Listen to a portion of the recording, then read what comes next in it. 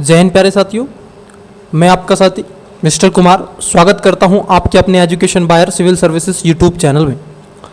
Students, इस classes में हम परिचर्चा कर रहे हैं विश्व के भूगोल के बारे में और उसके पश्चात हम देखेंगे भारत के भूगोल के बारे में।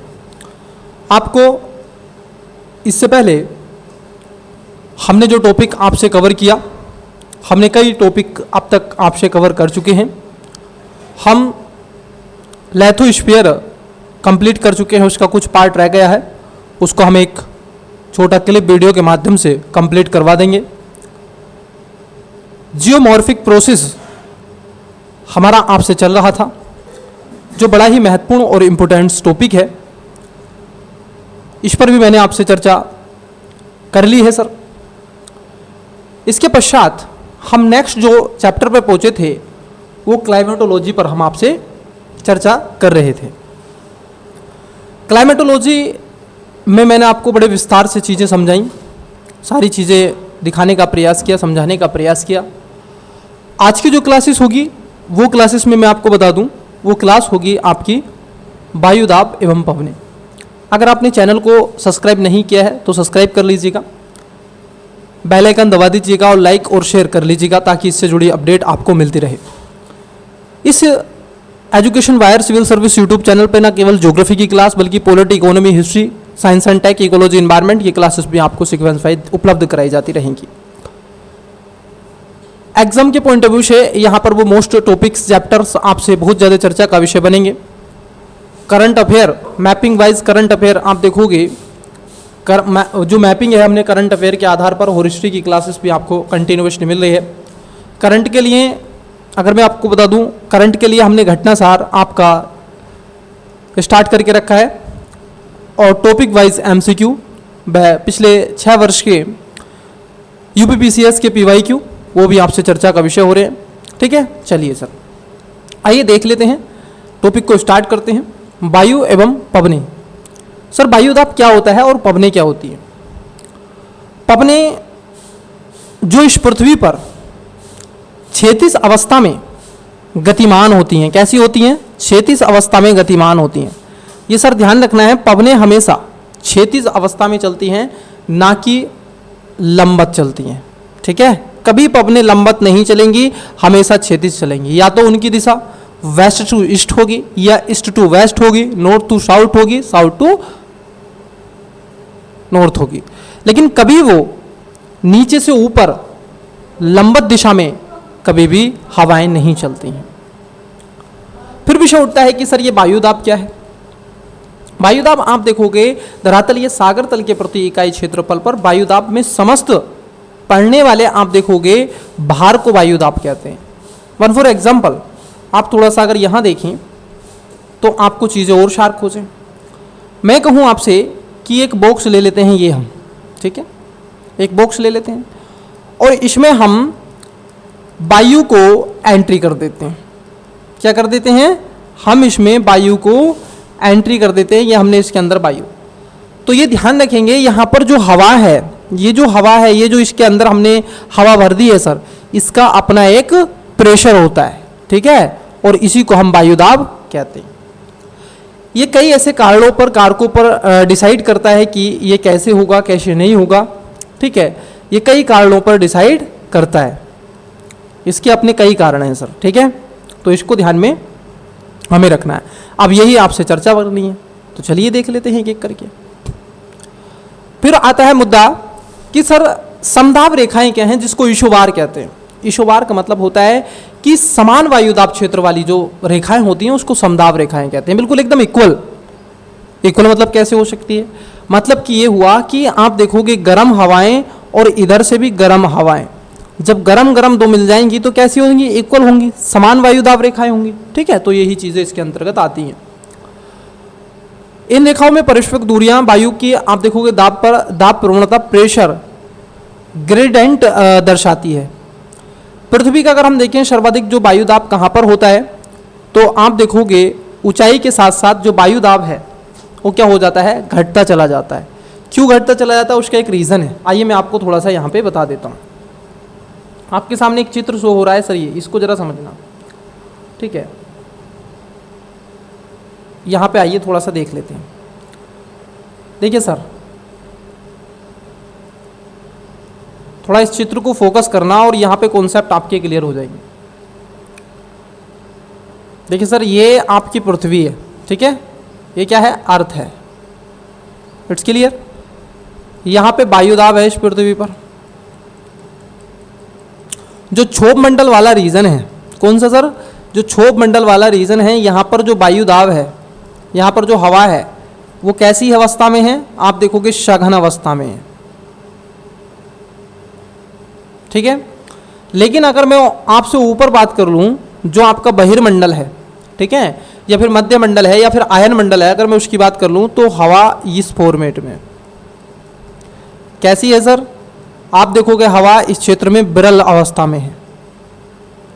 तो मुझे एक बात बताइए सर, दाब जो होगा कहाँ पर होगा, अधिक विरल वाले में होगा या सघन वाले में?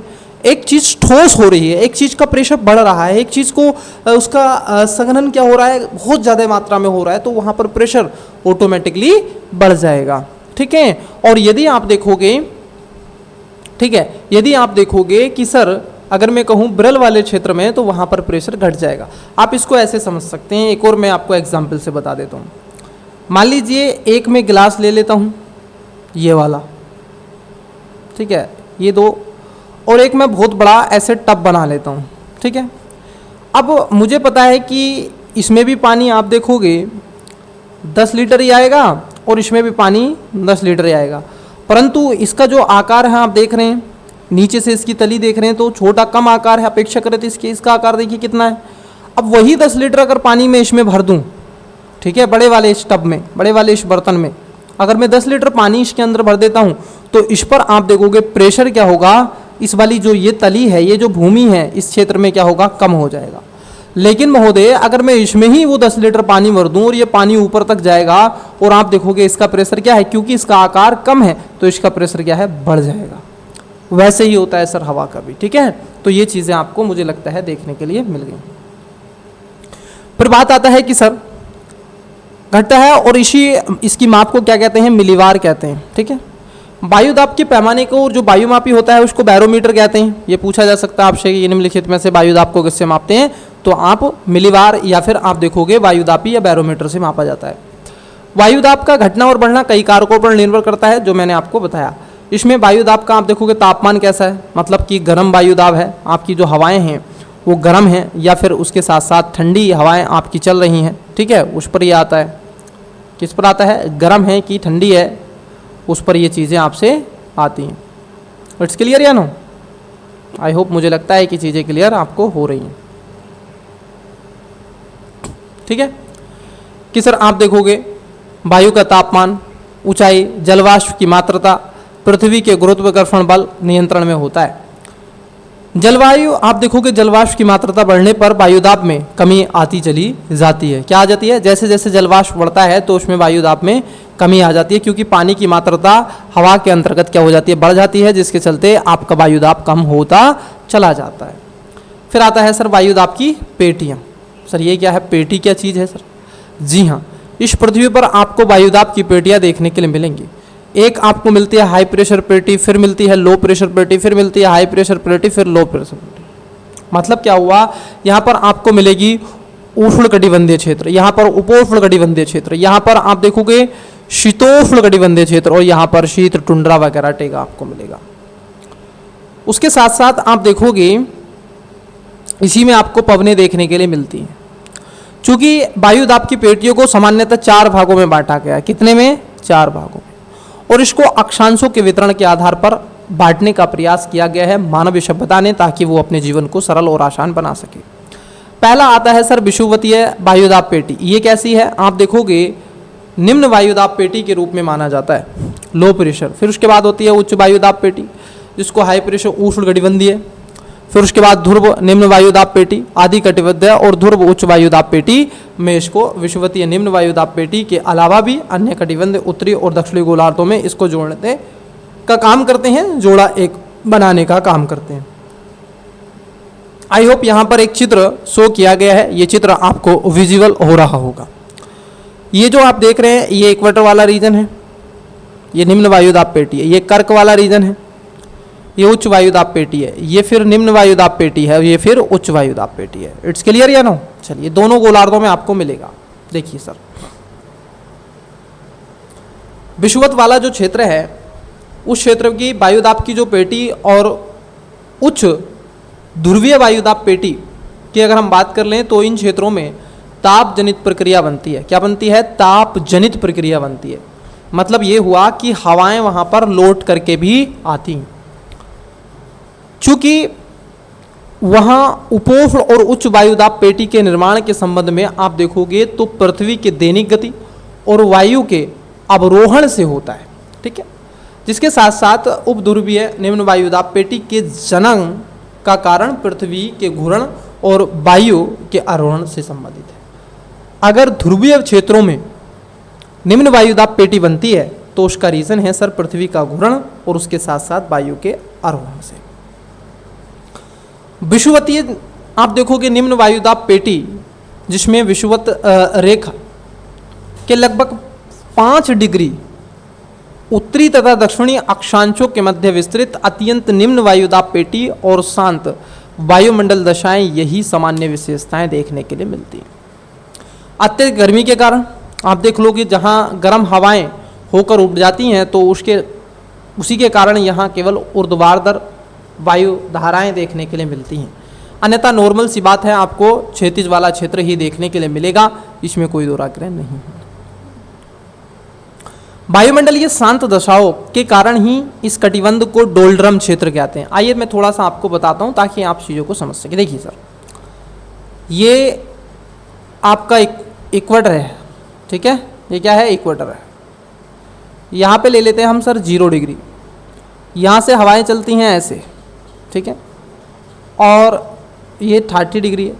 अब यहाँ से हवाएं चल रही हैं ऐसे, ठीक है, ये हवाएं उठ रही हैं तो यहाँ पर है। अब यहाँ से टकरा करके कुछ हवाएं ऊपर उठेंगी, फिर इधर जाएंगी और फिर इधर जाएंगी। अब ये जो रीजन बन रहा है सर, इसी को हम क्या कहते हैं? डोल्ड्रम क्षेत्र कहते हैं। क्या कहते हैं बच्चे? इसी को हम डोल्ड्रम कहते हैं। ठीक है, इसी को हम डोल्ड्रम क्षेत्र के रूप में जानते हैं। ठीक है, इसको ध्यान में रखेंगे। शांत कटिबंध कहते हैं और इसी क्षेत्र को अंत उष्ण कटिबंधीय अविषम जिसको ITCZ के रूप में जाना जाता है। चूंकि उपोष्ण उच्च वायुदाब कटिबंध लगभग आप देखोगे 30 डिग्री से 35 डिग्री अक्षांश उत्तरी और दक्षिणी दोनों में देखने के लिए मिलता है। इसका निर्माण 2 हवाओं के कारण होता है। इसमें आप देखोगे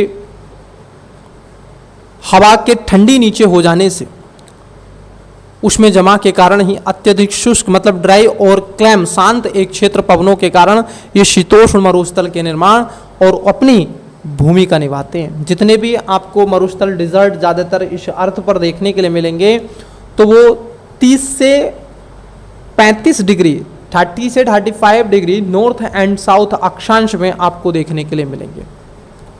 ठीक है, लैटिट्यूड में आपको देखने के लिए मिल जाएंगे। इन सब के साथ साथ इस कटिबंध को आप अश्व कटिबंध भी कहते हैं। क्या कहते हैं? इस कटिबंध को आप अश्व कटिबंध भी कहते हैं। यहाँ तक चीज़ें क्लियर? चलिए सर, ये आपका मुझे लगता है कि आई होप आपको चीज़ें क्लियर समझ में आ रही होंगी।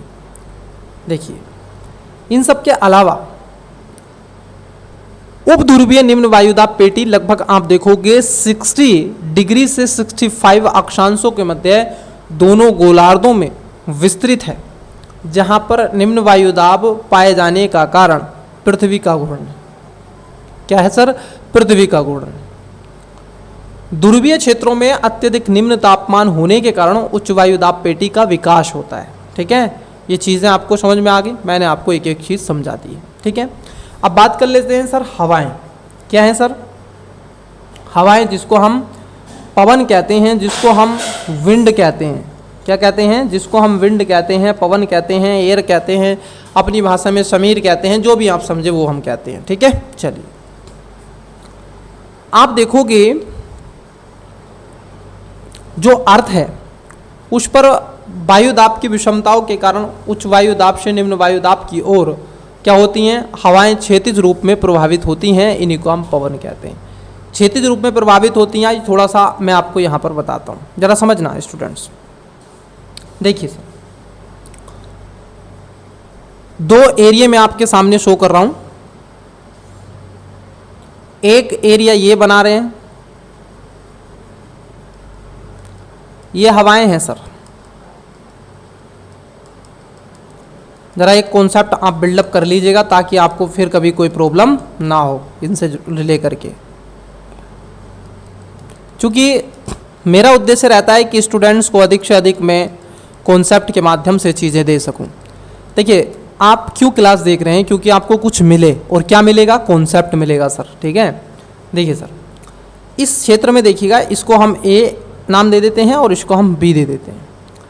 ए में क्या है सर? आपका जो टेम्परेचर है, टेम्परेचर क्या है? कम है। जहाँ तापमान कम होता है, समझना, जहाँ पर तापमान कम होता है वहाँ पर जो प्रेशर है, वायु दाब क्या हो जाता है? अधिक हो जाता है। ठीक है, और ये ध्यान में रखना, जहाँ वायु दाब अधिक होगा, जहाँ वायु दाब अधिक होगा, प्रेशर अधिक होगा, तापमान कम होगा, उधर जो हवा होती है, हवा जो होती है वो नीचे रही होती है। कहाँ नीचे? धरती पर, अर्थ पर, सरफेस पर आपको वो हवा देखने के लिए मिलेगी। ठीक, और जहां तापमान अधिक होता है और प्रेशर कम होता है, तो ऐसी स्थिति में क्योंकि तापमान अधिक है, यहां इस क्षेत्र पे अर्थ जो है वो तप चुकी है। जब तप चुकी है तो यहां पर हवाएं आप देखोगे ऊपर मूव करती हैं, ऊपर उड़ जाती हैं, जिसके चलते इस क्षेत्र में जगह क्या हो जाती है? खाली हो जाती है।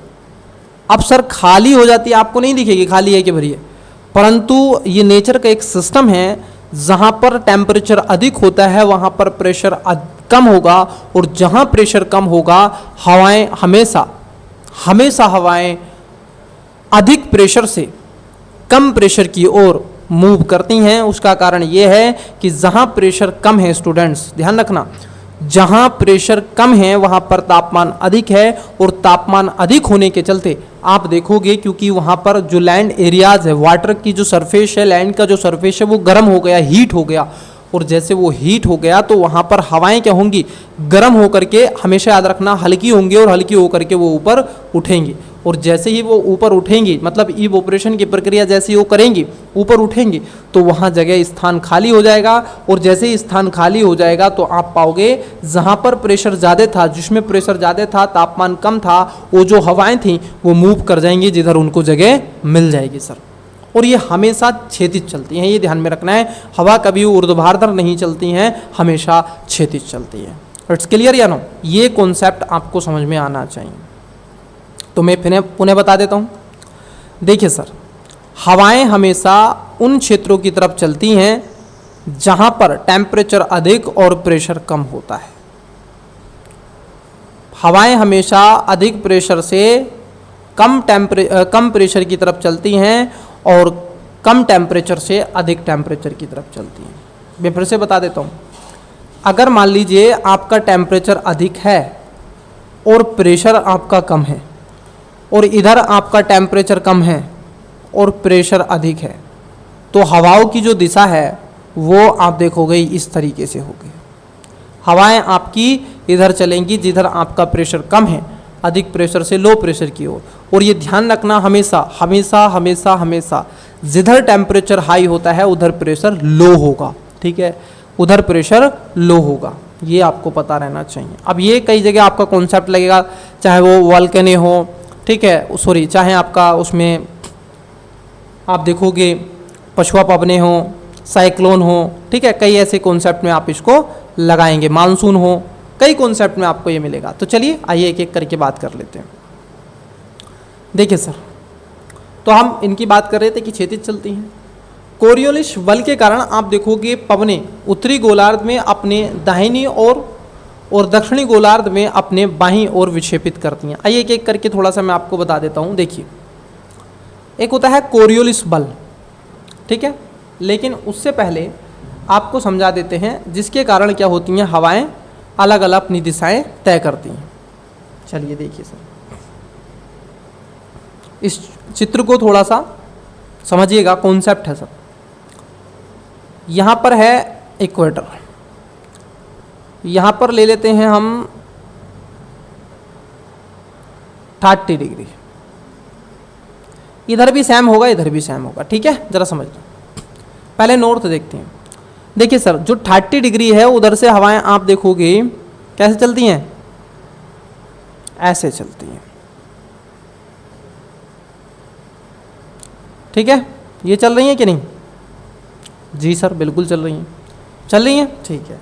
अब इनकी दिशा क्या है? आपने जब रीजनिंग में ये दिशा दूरी वाला कॉन्सेप्ट पढ़ा होगा तो आपने ये जरूर सीखा होगा, ये आपका नॉर्थ है, ये साउथ है, ये ईस्ट है, ये वेस्ट है, ये वेस्ट नॉर्थ है और ये नॉर्थ ईस्ट है। क्या है? ये नॉर्थ ईस्ट है। उसके साथ साथ आप देखोगे साउथ ईस्ट है और ये साउथ वेस्ट है। अब मुझे बताओ, हवाएं जो चल रही हैं ये ऐसे जा रही हैं, तो कौन सी हवाएं जा रही हैं? ये जा रही हैं, ठीक है। कौन सी हवाएं जा रही हैं? कौन सी हवाएं जा रही हैं प्यारे बच्चे? फोकस कीजिएगा। देखिए, नॉर्थ ईस्ट से, कहाँ से? नॉर्थ ईस्ट से, मतलब उत्तर पूरब से। उत्तर पूरब से हवाएं किधर जा रही हैं? दक्षिण पश्चिम की तरफ जा रही हैं। देखो, उत्तर पूरब से दक्षिण पश्चिम की तरफ हवाएं जा रही हैं, कहाँ? नॉर्थ गोलार्ध में। It's clear. अब इसको जरा देखिएगा, साउथ गोलार्ध में देखिएगा 30 डिग्री, ठीक है, ये साउथ डिग्री। अब हवाएं क्या होंगी? हवाएं यूं चलेंगी, ठीक है, हवाएं यूं चल रही हैं। सो सिंपल सो क्यूट, हवाएं यूं चल रही हैं। अब आप मुझे बताइए, हवाएं ऐसे चल रही हैं कि नहीं? तो इस वाली दिशा को आप देखिए जरा, ये ऐसे जा रही है और जब इधर जा रही है तो आप देखोगे साउथ ईस्ट से किधर जा रही है? नॉर्थ वेस्ट की तरफ। तो यहां आप देखोगे साउथ ईस्ट से नॉर्थ वेस्ट जाती है। ये हो गया। ये जो पवनें होती हैं सर, इन्हीं पवनों को कहते हैं सर हम, कौन सी पवनें? Trade winds. क्या कहते हैं इनको? ट्रेड विंड्स कहते हैं। क्लियर? क्लियर हो गया। ये आपकी ट्रेड विंड्स होती हैं, व्यापारिक पवनें होती हैं, ठीक है। इसके बाद आती है सर आपकी वेस्टर्न विंड। यहाँ आप बना लेंगे 60 डिग्री। क्या बना लेंगे? यहाँ बना लेंगे 60 डिग्री, मतलब 66.5 डिग्री बना सकते हैं नॉर्थ, ठीक है। अब साउथ। अब इसमें देखिए, चूंकि हवाएं ये ऐसे भी करेंगी, ठीक है, अब इधर से ऐसे चलेंगी, तो इसमें भी आप देखोगे हवाएं बिल्कुल सेम इक्वली ये मूव करेंगी। मतलब कि साउथ, अगर आप नॉर्थ गोलार्ध में देखेंगे तो हवाएं आप क्या करते हैं? उत्तर पूरब से दक्षिण पश्चिम की तरफ चलती हैं, और साउथ गोलार्ध में, दक्षिणी गोलार्ध में दक्षिण पूरब से उत्तर पश्चिम की तरफ चलती हैं। क्लियर? ये ध्यान में रखना है। ये आपकी यहाँ पर हो जाएंगी कौन सी पवनें? यहाँ पर हो जाएंगी आपकी, ये हो जाती हैं जिनको हम बोलते हैं वेस्टर्न विंड, ठीक है, पछुआ पवनें जिनको हम कहते हैं। आइए अब एक एक करके बात कर लेते हैं। कॉन्सेप्ट मैंने आपको समझा दिया है सर। चलिए देखिए सर, तो ये आप देखोगे बाईं ओर विक्षेपित करती हैं, साथ ही साथ पवनों की उत्पत्ति और उनके प्रवाह के कारकों पर आप देखोगे प्रतिफल होता है। जैसे कोरियोलिस बल, जिसको हम PGF कहते हैं, वायुदाब कोरियोलिस बल। उसके साथ साथ आप देखोगे सेंट्रिपेटल, जिसमें अभिकेंद्रित त्वरण कहते हैं, पृथ्वी का घूर्णन और तापमान इसके लिए उत्तरदायी होता है। पवनों के अगर प्रकार की बात कर लें तो पवनें आप देखोगे तो 3 प्रकार की होती हैं। एक होती हैं प्रचलित पवनें, या फिर आप देखोगे स्थानीय पवनें, जिनको स्थायी पवनें कहते हैं, पछुआ पवनें जिनको हम कहते हैं, वेस्टर्न विंड हम कहते हैं, ठीक है। उसके साथ साथ ट्रेड विंड्स। ये कौन सी पवनें होती हैं? ये एक स्थायी पवनें होती हैं। ये आपको हमेशा इस अर्थ की सरफेस पर चलती हुई नजर आएंगी अपने अपने अक्षांशों के क्रमबद्ध में। उसके बाद आता है सर समसामयिक पवन या फिर मौसमी पवनें। जैसे भारत में आपने देखा होगा, भारत में जो पवनें होती हैं ये मौसमी पवनें। भारत में मानसूनी वर्षा होती है कि नहीं? तो ये एक तरीके से समसामयिक पवनें होती हैं। जैसे लू भारत के अंदर चलती है, पाकिस्तान में चलती है, चीखता 60% पसाटा, ठीक है, ये सारी चीज़ें होती हैं। उसके बाद आता है स्थानीय पवनें सर। स्थानीय पवनें होती हैं जो एक पार्टिकुलर किसी स्थान रीजन में चलती हैं। वायुदाब में अक्षांश अंतर के कारण जो भी पवन एक कटिबंध से दूसरे कटिबंध की ओर साल भर प्रभावित होती है उसे प्रचलित पवन कहते हैं या फिर स्थायी पवन कहते हैं। ये पवन एक निश्चित दिशा में प्रभावित होती है। भारत में लू इसका एक सबसे बेस्ट उदाहरण में से माना जाता है। चूंकि मौसम के अनुसार आप देखोगे जो पवनें अपनी खास तौर पर दिशा बदल देते हैं उन्हें समसामयिक पवनें कहते हैं, और जो पवन दैनिक तापमान और वायुमंडल में अंतर पड़ने के कारण विकसित होती हैं उन्हें स्थानीय पवनें हम कहते हैं, क्योंकि उन पर उस पार्टिकुलर रीजन का एक प्रभाव पड़ जाता है। विषय उठता है कि सर आप देखोगे प्रचलित पवनें कौन कौन सी हैं। किस पर विषय उठता है कि सर प्रचलित पवनें कौन कौन सी हैं। प्रचलित पवनों को हम 3 भागों में बांट देते हैं सर, ठीक है। उसमें सबसे पहले आता है व्यापारिक पवनें, जो मैंने अभी आपको कॉन्सेप्ट बताया, बस वो मुझे रीड कर लेना है। क्या है रीडिंग? ये पवन उपोष्ण कटिबंधीय और उच्च वायुदाब की पेटी विषुवतीय निम्न वायुदाब पेटी की ओर दोनों गोलार्धों में सतत रूप से प्रभावित होते रहते हैं। उत्तरी गोलार्ध में आप देखोगे इनकी दिशा उत्तर पूर्व से दक्षिण पश्चिम की ओर होती है, जो मैंने आपको बताया, मतलब इस तरीके से होती है, ठीक है। ये ऐसे उत्तर पूर्व से दक्षिण पश्चिम की तरफ होती है, ठीक है, ओके।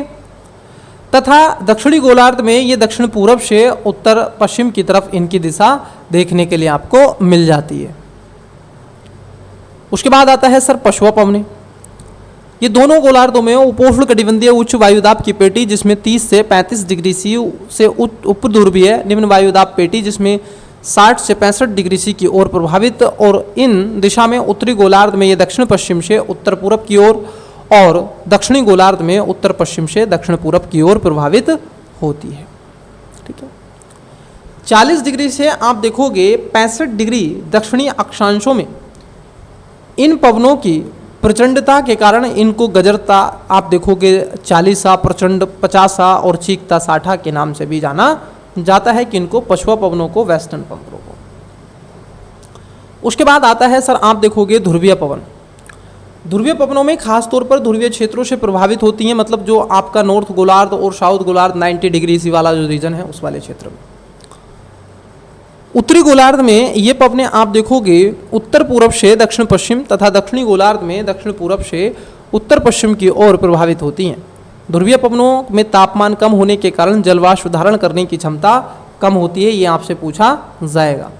यहाँ पर जो प्रीलिम्स में कॉन्सेप्ट बनता है, जो पेपर में आप देखोगे क्वेश्चन बनता है, वो ये बनता है, एक तो इसका निम्न दाब कैसा होता है, कैसा तापमान होता है, एक तो ये होता है। दूसरा इनकी दिशाएं पूछ लेता है, जो मैं आपसे बता रहा हूँ, जैसे उत्तर पूर्व से दक्षिण पश्चिम की तरफ चलती है, ठीक है, और आप देखोगे दक्षिण पूर्व से उत्तर पश्चिम की तरफ चलती हैं, ऐसे आपसे इनकी दिशाएं पूछता है सर, ठीक है। तो बिल्कुल कॉन्सेप्ट आपका क्लियर होना चाहिए।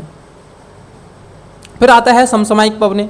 ये भी आप देखोगे 3 टाइप की होती हैं, जैसे होती है मानसूनी पवनें, समुद्री समीर और स्थल समीर, घाटी समीर, और आप देखोगे पर्वतीय समीर। आइए सबसे पहले देख लेते हैं मानसूनी पवनें। मानसूनी पवनों का उदाहरण आपको सबसे बेस्ट भारत के मानसून से आप समझ सकते हैं। दूसरा है समुद्र समीर और स्थल समीर। आइए एक चित्र से मैं आपको दर्शा देता हूँ, देखिए क्या है। सबसे पहले समझ लेते हैं, बाद में हम इसको रीड करेंगे, क्योंकि आपका समझना ही सब कुछ है सर। देखिए यहाँ पर आपको समुद्र समीर की बात कर रहे हैं हम, ठीक है। ये आप देख रहे हैं कि सर ये कोल्ड, देखो, लो specific and heat capacity, temperature drop and faster. आइए थोड़ा सा मैं आपको बात कर लेता हूँ इस पर। देखिए सर, ये 2 चीज़ें हैं, ये समुद्र समीर और स्थल समीर है। ये आप देख रहे हैं सर, दिन हो रहा है कि रात हो रही है सर? नाइट का समय है। क्या है महोदय? नाइट हो रही है, ठीक है। क्या हो रही है? नाइट, ओके, रात हो रही है। देखो होता क्या है, पहले दिन वाले कॉन्सेप्ट से समझो, जरा समझना। यहाँ पे काम करेगा लो प्रेशर हाई टेम्परेचर, वो आपका सब पता चलेगा। यहाँ पे देखो, ये आपका क्या है? डे है। क्यों है डे? सूरज निकल रहा है, देख लो, ठीक है। अब देखो सूर्य का प्रकाश क्या हो रहा है सर? सूर्य का प्रकाश आप देखोगे आ रहा है, संपूर्ण पृथ्वी पर आ रहा है। ये सूर्य का प्रकाश आपको पृथ्वी के आप देखोगे कॉन्टेंशियल वाले लैंड वाले रीजन पर भी दिख रहा है, और उसके साथ साथ आपको ये सूर्य का प्रकाश आप देखोगे ओशियन के ऊपर भी दिख रहा है, मतलब समुद्र की सतह पर भी आपको ये देखने के लिए मिल रहा है, दोनों पर मिल रहा है। आप मुझे बताइए कि सबसे पहले हीट कौन होता है? देखिए सर, अगर हम बात कर लें, क्योंकि वाटर क्या है, सोइल की अपेक्षता वो सॉलिड ज़्यादा है, वो आप देखोगे सॉलिड ज़्यादा है, उसमें ऐसा नहीं है कि हवा बढ़ जाएगी, ऐसा कुछ हो जाएगा, एकदम से नहीं होता है।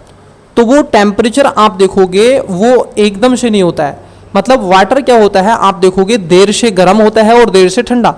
आप यकीन नहीं मानते तो आप एक एक्सपेरिमेंट कर लीजिएगा। आपके घर अगर एक टब हो और एक टब, दो टब हो, तो आप मिट्टी और एक टब में पानी, दोनों चीज़ रख लीजिएगा और वहाँ पर आप देखिएगा कि सर मिट्टी पहले गर्म हो रही है कि पानी।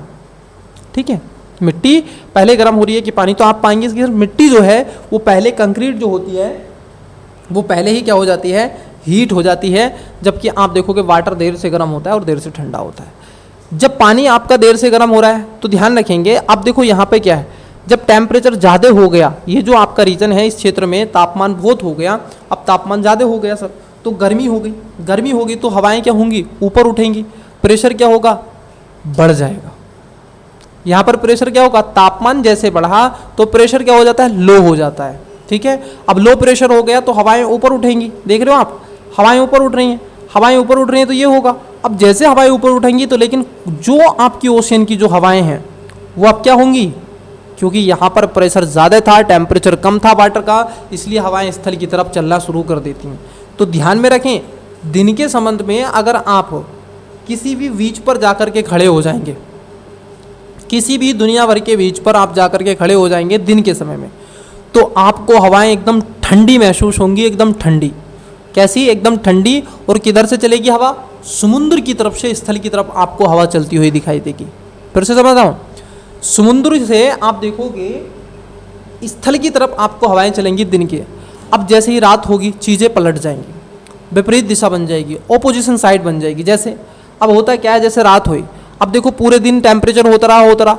अब सर उसने क्या कर लिया, ऑब्जर्व कर लिया, वाटर ने पानी को क्या कर लिया, शक कर लिया। अब शक कर लिया पूरे दिन का, जब शक कर लिया तो सर वो क्या हो गया, गर्म हो गया। लेकिन जैसे आप देखोगे आफ्टर ऑफ नून जो लैंड एरियाज है वो कूल्ड होना शुरू हो जाता है, मतलब जो मिट्टी है वो आप देखोगे ठंडी होना स्टार्ट हो जाती है। और जैसे ही मिट्टी ठंडी होना स्टार्ट होगी आप देखोगे यहाँ पर क्या होगा, तापमान कम हो जाएगा और प्रेशर बढ़ जाएगा। फिर से बता रहे हैं, तापमान आपका कम हो जाएगा और प्रेशर आपका बढ़ जाएगा। और जैसे ही प्रेशर बढ़ा तो ये ध्यान में रखेंगे, जो देखो हाई प्रेशर कहाँ हो गया, हाई प्रेशर कहाँ हो गया, स्थल वाले रीजन पे हो गया नाइट में। ठीक है, ये कोल्ड हो गया, लेकिन नाइट में क्या हो गया, समुद्र हॉट हो गया, गर्म हो गया। और जैसे ही ये हॉट हो गया, हीट हो गया, गर्म हो गया, तो आप देखोगे यहाँ पर प्रेशर क्या हो गया, लो हो गया। और जब प्रेशर यहाँ पर लो हो गया तो टेम्परेचर क्या था, हाई हो गया। और ये हवाएं ऊपर उठेंगी तो इधर से हवाएं इधर मूव करेंगी। ठीक है, स्थल से जल की तरफ। तो रात्रि के समय में जो हवाएं करती हैं वो किधर मूव करती हैं, स्थल से जल की तरफ करती हैं। ठीक है, तो इसको थोड़ा सा ध्यान में आपको रखना है। ये कॉन्सेप्ट है सर, मैंने इसलिए आपको पहले ही बता दिया था। कोई समस्या, कोई दुख दर्द, आई होप नहीं होगा। आइए अब बात कर लेते हैं, आपको थोड़ा समझा देते हैं। क्लियर, चलिए सर। इसके बाद आता है, आप देखोगे मानसूनी पवन, घाटी समीर और पर्वतीय समीर भी मैं आपको बताऊंगा, पहले इसको हम रिवाइज कर लेते हैं। मानसूनी पवनों की उत्पत्ति आप देखोगे स्थल एवं जल के तापमान में खासतौर पर विषमता के कारण होता है। ग्रीष्म काल में स्थल खंड के तेजी से तप्त होने के कारण यहाँ की वायु गर्म होकर के ऊपर उठ जाती है और जिससे यहाँ निम्न वायुदाब की दिशा अंततः दक्षिण पश्चिम मानसून पवनों की उत्पत्ति होती है। शीतकाल में वायुदाब की पूर्णता उलट जाती है और जिससे स्थल से आप देखोगे समुद्र की ओर उत्तर पूर्वी मानसूनी पवनों का विकास होता है। दिन के समय स्थल खंड पर निम्न वायुदाब के कारण आप देखोगे समुद्र समीर मतलब सी ब्रीज का विकास होता है तथा रात्रि के समय सागर पर निम्न वायुदाब के कारण आप देखोगे लैंड मतलब स्थल समीर का विकास होता है। इसी प्रकार दिन के समय में आप देखोगे पर्वतीय ढाल के अधिक तप्त होने के कारण घाटी समीर की उत्पत्ति होती है तथा रात के में आप देखोगे पर्वतीय ढाल की अपेक्षा घाटी उष्ण होने से पर्वत समीर का विकास होता है। इट्स क्लियर या नो? ठीक है, चलिए सर, ये चीज़ें हो गई।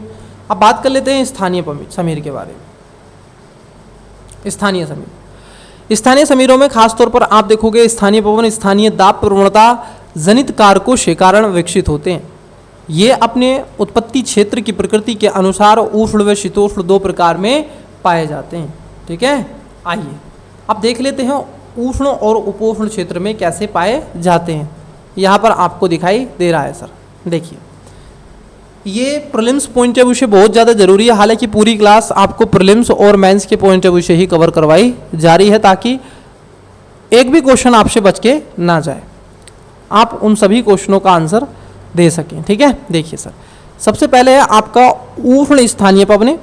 और उसके बाद है आपका शीतल स्थानीय पवनें। ठीक है, तो पहले कर लेते हैं उष्ण मतलब गर्म जो स्थानीय पवनें होती है कौन कौन से क्षेत्र से संबंधित है, यहाँ पर है। जैसे चिनूक जो है ये आपको यूएसए और कनाडा के रॉकी पर्वत के पूर्वी ढालों में आपको देखने के लिए मिलेगी चिनूक पवनें। फान जो है ये अल्पस पर्वत आप देखोगे इसके दक्षिण में आपको मिलेगा अल्पस पर्वत। ठीक है, अल्पस पर्वत के। सिराको जो है ये उत्तर अफ्रीका से दक्षिण भूमध्य सागर के क्षेत्रों की ओर चलती है। सिमूम ये सहारा मरुस्थल और अरेबिया वाले क्षेत्रों में चलती है। हरमटन तो सहारा मरुस्थल में ही चलती है। लू भारत और उत्तरी मैदान पाकिस्तान वाले क्षेत्र में चलती है। ब्रिक फिल्टर ये आपको ऑस्ट्रेलिया में मिलेगी। ब्रिक फिल्टर ये सब क्या है, गर्म हवाएं हैं सर। उसके बाद आता है सर आपकी शीतल स्थानीय पवनें मतलब कोल्ड विंड, मतलब एक तरीके से ठंडी जो आपकी हवाएं हैं वो। जैसे मिस्ट्रल ये स्पेन के हैं। मिस्ट्रल जो है कहाँ पर चलती है, स्पेन और फ्रांस में चलती है पठारी क्षेत्रों में। बोरा एड्रियाटिक आप देखोगे सागर के पूर्वी तट पे चलती है। आप कहोगे सर एड्रियाटिक सागर नहीं पता है। आपने अगर ये क्लासेस जो मेरी क्लासेस चल रही हैं अगर आपने वो नहीं देखी हैं मैपिंग करंट अफेयर के साथ पहली बार यूट्यूब पर, ठीक है, मैपिंग करंट अफेयर के साथ यूट्यूब पर पहली बार अगर आपने वो नहीं देखा तो कृपया जाकर के उसको देखिएगा। मिस्टल में बता देता हूँ, आप यूरोप की बात करते हैं, यूरोप में एक देश पड़ता है जिसका नाम है सर इटली। क्या है, इटली। ठीक है, और यहीं पर है एड्रियाटिक सागर, ये इटली है। ये भूमध्य सागर का रीजन है, यहाँ पर ये भूमध्य सागर है ये सर। ठीक है, ये यहाँ पर है एड्रियाटिक। तो इसके कहाँ चलती है, आप देखोगे एड्रियाटिक सागर के पूर्वी क्षेत्रों में इटली में। बुरान की बात कर लें तो आप देखोगे साइबेरिया में चलती है बुरान। और विलीजार्ड की बात कर लें तो ये यूएसए में चलती है, ये शीत है। ठीक है, मिस्टल, बोरा, बुरान और विलीजार्ड ये आपकी कैसी है, ठंडी हवाएं हैं जो आपको दुनिया भर के देशों में अलग अलग क्षेत्रों में देखने के लिए आपको मिलेंगी। इट्स क्लियर या नो? चलिए सर, यहाँ तक चीज़ें क्लियर हो गई। अब आपका नेक्स्ट टॉपिक इसी में आ जाता है। ठीक है, इसी क्लास में हम देखेंगे। ठीक है, इसी क्लास में हम नेक्स्ट टॉपिक आपसे चर्चा कर लेते हैं। ये तो हवाएं होगी। हवाओं के पश्चात आप लेके चलते हैं आपको जेट स्ट्रीम के बारे में। ठीक है, क्या है जेट स्ट्रीम, कॉन्सेप्ट समझा देंगे, आपको चीज़ें क्लियर हो जाएंगी। फिर बस एक ही रहेगा कि आपको बस उसका हमें रिवाइज करना। देखो सर, जेट स्ट्रीम क्या है। जेट स्ट्रीम क्या है सर, पहले इसको आप देखिएगा। ठीक है, इसको जियोस्ट्रोपिक्स विंड भी कहते हैं। रोजबी तरंग है ये खास तौर पर। ये खास तौर पर आप देखोगे पश्चिम से पूरब की ओर चलने वाली हवाएं हैं। क्या हैं, पश्चिम से पूरब की ओर चलने वाली हवाएं हैं सर। ठीक है, पश्चिम से पूरब की ओर, और ख़ास तौर पर इनकी उत्पत्ति भूमध्य सागरीय क्षेत्रों में होती है। कहाँ पर, मेडिटेरियन सी में इसकी उत्पत्ति होती है। और इससे भारत में ठीक ठाक आप देखोगे चीज़ें भी देखने के लिए मिलती हैं। आइए थोड़ा सा मैं जान लेता हूँ क्या है, देखिए। ठीक है, जेट स्ट्रीम ये खास तौर पर क्षोभ सीमा और उसके साथ साथ समक्षोभ मंडल के ऊपरी परतों या समताप मंडल की निचली परतों, जिसको रोजवी तरंग के रूप में आप देखोगे भू विक्षेपित पवन, मतलब एक तरीके से गस्ट्रोग्राफिक विंड के समान पश्चिम से पूरब की ओर वायुमंडल में विक्षेपित होने के वाले विसर्प, जिसको आप देखोगे मैड्रीन को ही जेट स्ट्रीम कहा जाता है। ठीक है, चलिए सर, सामान्यतः आप देखोगे भूविक्षेपित पवनों में वायु प्रवणता मतलब आप देखोगे पीजीएफ और कोरियोलिस बल में संतुलन को स्थापित हो जाने के कारण जब वायु की दिशा समदाब रेखाओं के समानांतर हो जाती है तो इसे भूविक्षेपित पवन कहते हैं। सामान्यतः इस किरण आप देखोगे दोनों गोलार्धों में 20 डिग्री से आप देखोगे मध्य के आसपास, जो अक्षांशों से उच्च ध्रुवों के मध्य के आसपास मध्य ध्रुवीय परिवेश भंवर क्षेत्रों में होता है। जेट स्ट्रीम की उत्पत्ति का मूल कारण है अत्यधिक तापमान वाले विषुवतीय क्षेत्रों में, निम्न वायुदाब वाले ध्रुवीय क्षेत्रों में मध्य उत्पन्न आप देखोगे तापीय प्रवणता अंतर के यही कारण है कि शीत ऋतु में जेट स्ट्रीम की तीव्रता अधिक होती है और ग्रीष्म ऋतु में जेट स्ट्रीम की तीव्रता कम होती है। ठीक है, ये भी आपको क्या है मालूम चल गया, यहाँ पर आपको मिल रहा है। ठीक है, उसके साथ साथ आप देखोगे जेट स्ट्रीम की स्थिति का विस्तार मौसम के अनुसार परिवर्तित होता रहता है। जब नॉर्थ गोलार्ध में तापमान अधिक होता है जिसको ग्रीष्म आयन कहते हैं, तो ये उत्तर की ओर जो आपकी जेट स्ट्रीम है वो क्या हो जाती है, खिसक जाती है, उत्तर की ओर चली जाती है। वहीं आप देखोगे शीत आयान में क्या हो जाती हैं, ये दक्षिण की ओर चली जाती हैं, क्योंकि टेम्परेचर नॉर्थ गोलार्ध में कम हो जाता है, साउथ गोलार्ध में अधिक हो जाता है। हमारे इधर क्षेत्रों में, क्योंकि हम भारत हैं, उत्तर पूर्वी क्षेत्रों में आप देखोगे रहता है भारत, ठीक है, तो इसलिए पृथ्वी के आप एटीट्यूड की बात कर लो, लॉन्गिट्यूड और लैटिट्यूड की बात कर लो, तो ये चीज़ें आपको अक्षांश वाले क्षेत्रों में देखने के लिए मिलती हैं भारत की, ठीक है। उसके साथ साथ आप देखोगे शीतकाल में इसकी औसत ऊंचाई कम हो जाती जाने के कारण हिमालय से टकरा करके दो भागों में बढ़ जाती है, जिससे भारत के मैदानों में मौसमी परिवर्तन लाती है, जिसे जेट स्ट्रीम में दो प्रकार के होते हैं, एक होती है ध्रुवीय जेट स्ट्रीम और एक होती है उष्णकटिबंधीय जेट स्ट्रीम। भारत में उष्णकटिबंधीय जेट स्ट्रीम से ही बरसात होती है, ये आपको पता होना चाहिए। आप देखोगे जनवरी दिसंबर के समय में, ठीक है, जनवरी के समय में जब भारत में बरसात होती है, ठीक है, रबी की फसल के लिए, खासतौर पर गेहूं की फसल के लिए बहुत ज़्यादा है। नॉर्थ वेस्ट वाले रीजन में भारत के क्षेत्रों में बरसात होती है, खासतौर पर आप देखोगे भारत के क्षेत्रों में जैसे हरियाणा, पंजाब, पश्चिमी उत्तर प्रदेश, दिल्ली, राजस्थान, ठीक है, इन क्षेत्रों में बारिश होती है, गुजरात। उपोष्ण कटिबंधीय पश्चिमी जेट स्ट्रीम, जिसको सब ट्रॉपिकल वेस्टर्न जेट स्ट्रीम, जिसको हैडली और फेरल कोशिका में क्षोभ सीमा के समीप आप देखोगे वायु शरण से निर्मित पाताग्रह की उत्पत्ति को देखने के लिए मिलता है।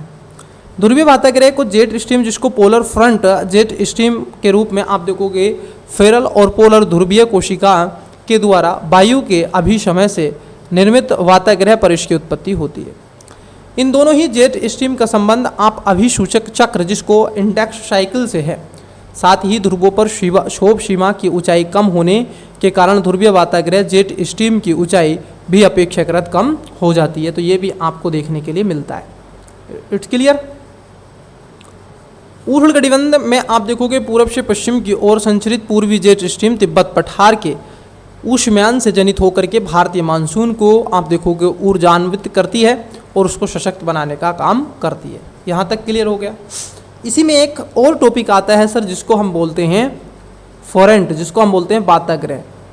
आप इसको यूँ समझे, वाताग्रह का मतलब क्या है, देखिए मैं आपको थोड़ा बता देता हूँ। वाताग्रह का मतलब यहाँ पर ये है कि सर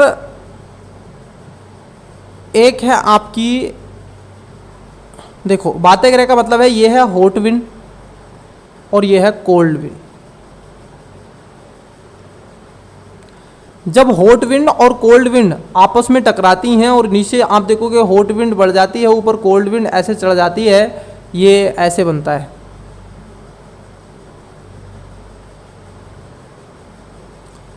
ये एक विंड है और ये एक विंड है, तो ऐसे आपको आप ये देखेंगे तो वाताग्रह बनता है, फ्रंट बनता है, ठीक है। आइए अब बात कर लेते हैं, मैंने आपको समझा दिया है और कुछ नहीं। बस दो विपरीत गुणधर्मों वाली वायु राशियों से इसका उत्पत्ति होती है, किसकी, वाताग्रह की, जिसकी फोरेंट। जब दो विभिन्न भौतिक गुणधर्मों वाली वायु राशियां आप देखोगे किसी एक क्षेत्र में अभिसरण और उनके मध्य क्या होती है, ढलुआ असामान्यतः सीमा का निर्माण होता है, जैसे वाताग्रह कहते हैं, ठीक है। चलिए, तो वाताग्रह इसको कहते हैं। वाताग्रह खासतौर पर आप देखोगे इसके लिए कुछ दशाएं आपको निश्चित करनी पड़ेंगी। खास तौर पर वाताग्रह अगर हम देखें, वाताग्रह जनन के लिए आवश्यक दोनों वायु राशियों में समान और विषम हो, अर्थात एक उष्ण वायु राशि हो तो दूसरी शीतोष्ण वायु राशि हो। फिर वाताग्रह के दोनों तरफ आप देखोगे क्षेत्रीय स्थल पर तापमान, दबाव, आर्द्रता आदि विशेषताओं में अंतर होता है। वाताग्रहों की विशेषताओं के आधार पर उन्हें चार आप देखोगे अवस्थाओं में वर्गीकृत किया जाता है। एक होता है स्टेशनरी फ्रंट, जिसको हम कहते हैं स्थानीय वाताग्रह। अब स्थानीय वाताग्रह क्या है, जैसे जब दो विपरीत स्वभावी आप देखोगे वाली वायु राशियाँ एक दूसरे से समानांतर किंतु विपरीत दिशा में प्रभावित होती हैं तो स्थायी वाताग्रह का निर्माण होता है। यह आप देखोगे एक अल्पकालिक स्थिति होती है और इस दौरान मौसम में कोई विशेष परिवर्तन नहीं होता है। फिर आती है वार्म फ्रंट, जिसको उष्ण वाताग्रह के रूप में जाना जाता है। जब वाताग्रह के सहारे आप देखोगे गर्म व हल्की वायु राशि सक्रिय होकर के ठंडी व भारी वायु राशि पर विस्थापित हो जाती है, तब ऐसी स्थिति आपको देखने के लिए मिलती है। ये चित्र आपको शो कर रहे हैं, यहाँ पर चीज़ें दिखाई गई हैं, ठीक है। तो ये चीज़ें आपको यहाँ पर शो कर रही हैं। वर्षा मंद गति से होती है और कम समय के लिए आपको देखने के लिए मिलेगी। ये आपको दिख रही है, ये फ्रंट चल रही है, ये देख रहे हैं, ये कोल्ड है तो ये हॉट है। अब जैसे कोल्ड वाली इधर चली गई, देखो ये कोल्ड है ऊपर वाली, ये हॉट वाली है ऐसे, तो कोल्ड वाली क्या है नीचे जा रही है, ये देखो वर्म है, कोल्ड वाली ऊपर आ रही है ऐसे, तो ये बाताग्रह बन रहा है, ये देखिए पूरा बाताग्रह एक तरीके से, ठीक है। चलिए सर नेक्स्ट कोल्ड फ्रंट की बात कर लें, जिसको शीत बाताग्रह गर्म वायु राशि के आरोहण के कारण भी विकसित निम्न वायुदाब के केंद्र में जब ठंडी वायु आक्रामक होकर के प्रवेश करती है तब शीत वाताग्रह का विकास होता है। चूंकि इस वाताग्रह में गर्म वायु के विस्थापित की गति काफ़ी तीव्र होती है और इसीलिए शीत वाताग्रह में वर्षा तीव्र गति से विद्युत गर्जन के साथ कम समय के लिए सीमित क्षेत्र में होती है, मतलब तीव्र ज़्यादा होती है। संरोधी वाताग्रह में जिसको आप देखोगे ऑसिलेटेड फॉरेंट, जब गर्म वायु का धरातल से संपर्क भंग हो जाता है तब आप देखोगे संरोधी वाताग्रह का निर्माण होता है। इसे शीत वाताग्रह उष्ण वाताग्रह से मिल जाती है और इस वाताग्रह पर किसी भी ठंडी वायु की सक्रिय होने के कारण विद्युत गर्जन के साथ तीव्र गर्म और अधिक वर्षा आपको देखने के लिए मिलती है संरोधी वाताग्रह में। अंत में आप देखोगे जब ठंडी वायु गर्म वायु को पूरी तरह से विस्थापित कर सतह पर बैठ जाती है तब तापमान में तेजी से कमी आने के साथ ही उच्च वायुदाब के विकास के कारण ही वाताग्रह का क्षय हो जाता है। ठीक है, यहाँ पर नोट करके बताया गया है, थोड़ा इस पर फोकस कर लीजिएगा स्टूडेंट, क्योंकि ये क्वेश्चन बनने के चांसेस हो सकते हैं। लेकिन क्वेश्चन जो बनता है बेसिकली आपके ज्योग्राफी में जब भी बनेगा कॉन्सेप्ट पर बनेगा। ठीक है, जो मैंने आपको बताया टेम्परेचर, प्रेशर वगैरह वगैरह। ठीक है, चलिए जेट स्ट्रीम पर बनेगा। वाताग्रह का निर्माण सामान्यतः आप देखोगे इन मध्य अक्षांशीय क्षेत्रों में होता है जहां पछुआ पवन तथा ध्रुवीय पूर्वी पवन का अभिसरण होता है। ठीक है, तो ये ध्यान में आपको रखना है। इसके बाद अगर हम देखें नेक्स्ट टॉपिक आता है सर चक्रवात, प्रति चक्रवात। इस क्लासेस में नहीं, अगली क्लासेस में हम आपसे साइक्लोन के बारे में विद कॉन्सेप्ट और टॉपिक्स को हम समझने का प्रयास करेंगे। तो मिलते हैं आपसे अगली क्लासेस में, तब तक के लिए मन लगा के पढ़ते रहिएगा। ठीक है, और चैनल को शेयर, सब्सक्राइब और लाइक कर लीजिएगा। तब तक के लिए स्टूडेंट्स धन्यवाद, आपको ढेर सारी शुभकामनाएं। Best of luck, bye.